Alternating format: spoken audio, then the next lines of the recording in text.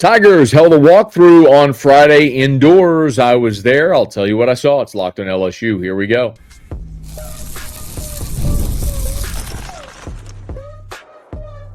You are Locked on LSU, your daily podcast on the LSU Tigers. Part of the Locked On Podcast Network, your team every day. Okay, let's get it. It is Locked on LSU, your team every day. I'm your host, Matt Moscona. Thanks so much for making us your first listen. We are free, available wherever you get great podcasts, of course, on YouTube as well. So please subscribe. As always, one of the fastest ways to help us grow is by leaving your comments below. So thank you sincerely for that. Thanks for being here with us. Tigers on Friday, their fifth consecutive day of work. It was a walkthrough indoors at the indoor practice facility, about a 90-minute workout in advance of Saturday's scrimmage in Tiger Stadium. So this was by design, and Brian Kelly told us afterwards, a lighter day. Remember how camp has been structured so far. Tigers had a recovery day on Sunday, and so this is 6 consecutive days of work. They'll have a recovery day Sunday, 6 more consecutive days of work, and then they're into game week for Clemson after their recovery day on Sunday. Monday, the following Monday will be the first week of classes, and that's whenever they're full on into it. Interestingly, when Brian Kelly met with reporters after practice, he did mention that they began Clemson install on Tuesday of this week, so on the 12th. That means they will have had 18 days from the beginning of install until they play Clemson. Now, they're not all Clemson right now, but they began install for Clemson on Tuesday of this week while we were there. So part of the practice we saw on Tuesday was Clemson install. In any event, this was a light day. The entire 90-minute workout was indoors. Whit Weeks was present, did not participate, just in his jersey. Brian Kelly said afterwards, they're not going to make Whit Weeks practice 5 days in a row. It's that simple. They know what Whit Weeks can do, what he can be. There's no sense at all in asking Whit Weeks to be out there practicing 5 days in a row and hitting. They were helmets and shoulder pads, so helmet, shoulder pad, girdle, no full pads. This was by design a very light workout to let guys recover, get their legs, let some guys rest in advance of Saturday's scrimmage. They will scrimmage Saturday night, 6:30 in Tiger Stadium. No media availability. Brian Kelly did say they'll have the video boards on and everything. They're going to try to simulate a Saturday night football game when the team goes and scrimmages Saturday in Tiger Stadium. Whit Weeks, Garrett Nussmeier, they will all be full participants all the way through. Nussmeier was there, was dressed, participated limited, nothing to do with the knee. Don't go there. This was a designed lighter day for Nuss. Brian Kelly said they track every throw that Garrett Nussmeier makes. And so they have a number of throws he can make in a week. So when he hits that number, they shut him down. So Garrett Nussmeier today was out there. He ran a couple of the periods, a lot of handoff periods. But when they were in wide receiver DB drills, a lot of the 11 on 11, it was Michael Van Buren taking the reps with the ones, and Nuss was just standing behind Van Buren, basically mimicking the reps, mimicking a handoff, clapping, taking the snap, throwing the ball, just not actually throwing. So, again, by design, a very light day. Couple of other things that we noticed.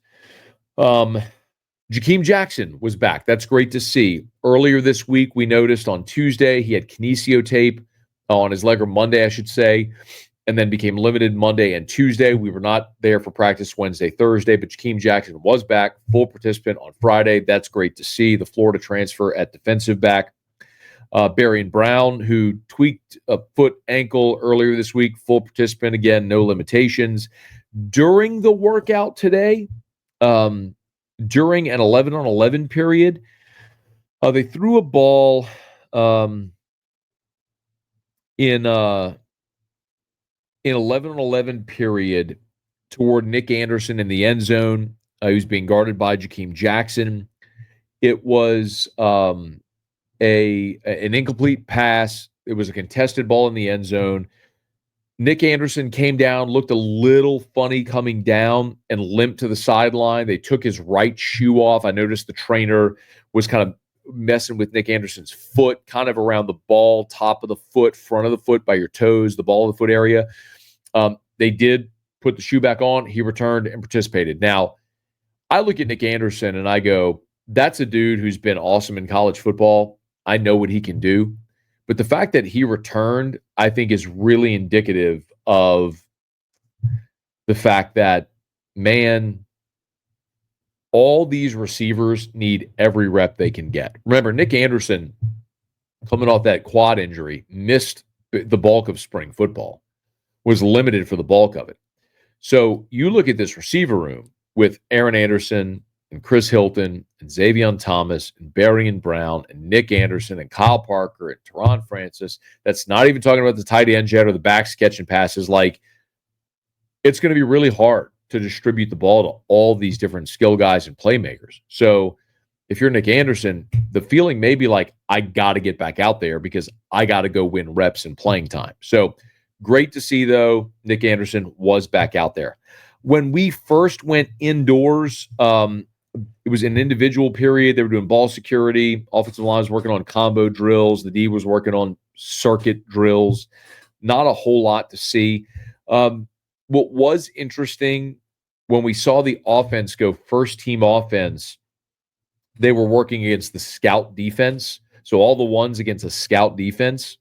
And they were basically running stretch running plays. So the entire period was just handing off and running stretch. Donovan Green, the Texas A&M transfer, was the first tight end. Now, they were running plays from the 10-yard line, and he was lined up as an H-back on the right side, so basically lined up off the ball behind the right tackle. And so it kind of gives you a little bit of an indicator when they get down in that area, if they need a blocking tight end, that probably is 88 Donovan Green. DJ Chester worked at first team left guard, followed by Paul Mabinga. They rotated. Receivers and DBs are working on blocking concepts, your running back orders. What we've seen actually was interesting because with the ones in that team against scout period, it was Caden Durham, then Juwan Johnson, then it was Caleb Jackson with the twos. So something to file away. Now, the one sort of period we got to see, we did see some 11 on 11, but it wasn't full contact. But where it was ones on ones, good on good, was the wide receiver DB drills. I do want to run through that. Before they did that, though, the quarterback was throwing to the skill guys, wide receivers, tight ends, running backs, all against air. And I will say, this is the best, I think, that Michael Van Buren looked in fall camp. Just as I chart this, I mean, Tradez Green beat A.J. Halsey. Aaron Anderson beat Tamarcus Cooley deep down the left side. Beautiful throw by Van Buren, dropped it in a bucket. Destin Hill beat DJ Pickett. Bauer Sharp beat Jaden Osbury.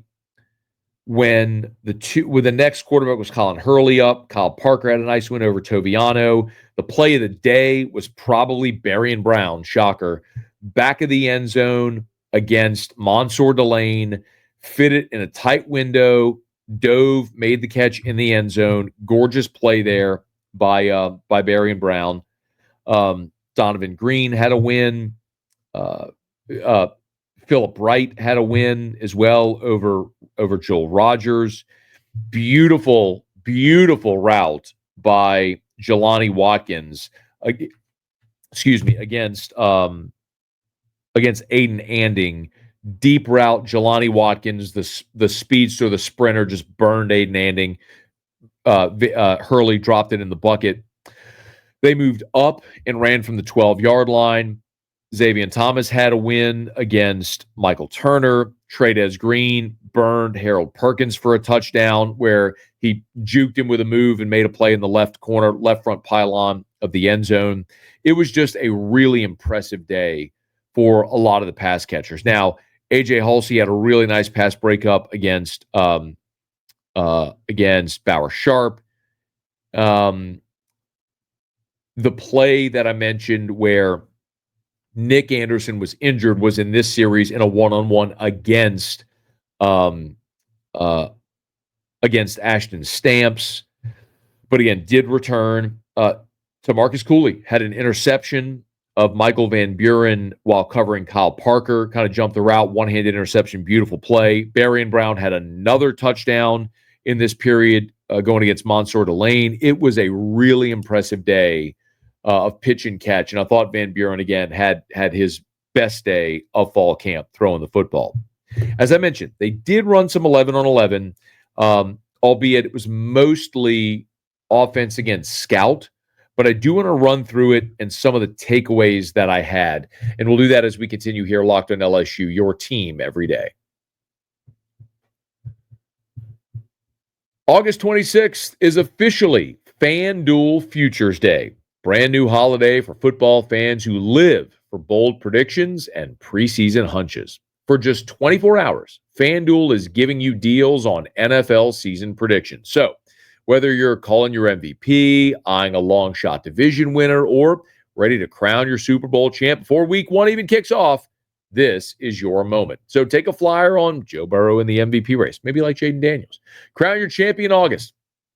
Go with the Bengals over the Bills. That's going to be my pick until it happens. Or you can parlay your division winners and your dark horses. Visit the FanDuel app today. Start planning your futures bets now because Futures Day is one day and one day only. FanDuel, play your game. We're also brought to you by Rugiet Ready. Guys, you've heard of Viagra and Cialis. Maybe you've even tried it. But if you're looking for something beyond the usual pill, it's time to meet Rugiet Ready. Rugiet Ready is a next-gen prescription treatment designed to amplify arousal in the brain and to boost blood flow.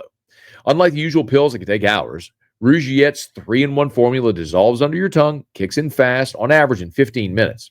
Effectiveness can last up to 36 hours, so you can stay confident and in control when the moment is right. If your traditional options haven't worked, Rugiet might be the answer. Over 150,000 men have already made the switch. So head to Rugiet.com/LockedOnCollege and use the code LockedOnCollege to get 15% off today. That's RUGIET.com/LockedOnCollege. Again, RUGIET.com/LockedOnCollege and use the promo code LockedOnCollege for 15% off.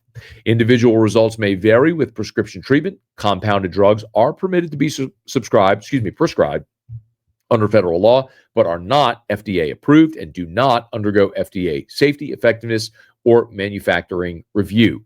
Please visit the Rugiet website for full safety information.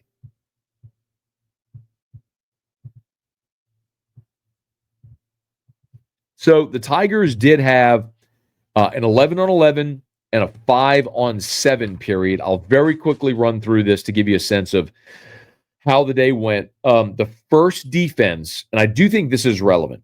Your first defense, no Whit Weeks. Your linebackers were West Weeks, Tylen Singleton, Harold Perkins at the star. Your corners with the first team were P.J. Woodland and Mansour Delane. Your safeties were Tamarcus Cooley and A.J. Halsey. It is worth noting, should have mentioned this at the beginning, Chris Hilton, Jordan Gilbert were not present. They were both at graduation. Friday was graduation at LSU, so those two players, along with former Tiger Emory Jones, graduated on Friday, so congrats to those young men.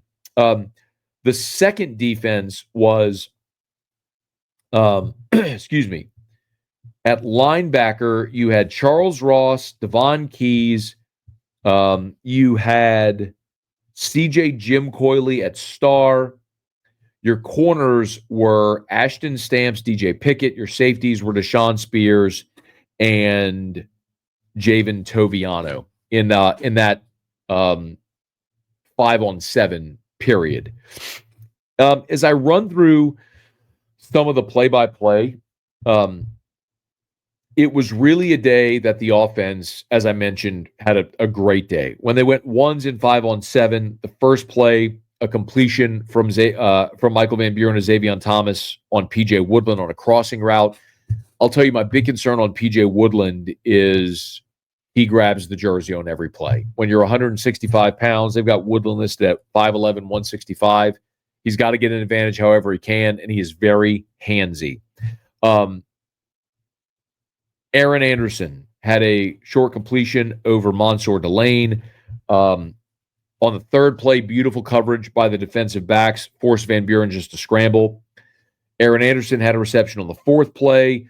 Beautiful PBU by DJ Pickett on a deep ball covering Xavion Thomas. They moved up from the 40 to the 15 to go red zone. Aaron Anderson, touchdown reception against Tamarcus Cooley. Bauer Sharp, touchdown reception in the back of the end zone against A.J. Halsey. Then they moved from the 15 up to the 5. First play, beautiful route by Trey'Dez Green. Front left pylon against Tylen Singleton for a touchdown. Second play was Juwan Johnson, who caught a touchdown pass on Keelan Moses. Keelan Moses came up a little gimpy there, but I saw him after practice. He was fine. And then the final play was a check down to Caden Durham, who beat Devon Keys for a touchdown. So when they went red zone, offense had a tremendous upper hand. The rest of the 11 on 11, as I mentioned, they were piping in noise, by the way. So indoor, the soundtrack was Disturbed Down with the Sickness, Metallica Enter Sandman, and then Nirvana Smells Like Teen Spirit. And the idea was crank the music as loud as you can. They had crowd noise piped in as well. So when Joe Sloan is calling the play, Garrett Nussmeier, remember, has the earpiece in his helmet. That's how they were laying plays. They did actually huddle a couple of times, which was interesting to see in the year of our Lord 2025. And the most fascinating part is they started at the 40-yard line of the plus 40. They went 3 consecutive Caden Durham rushes, huddled, ran the ball with Juwan Johnson.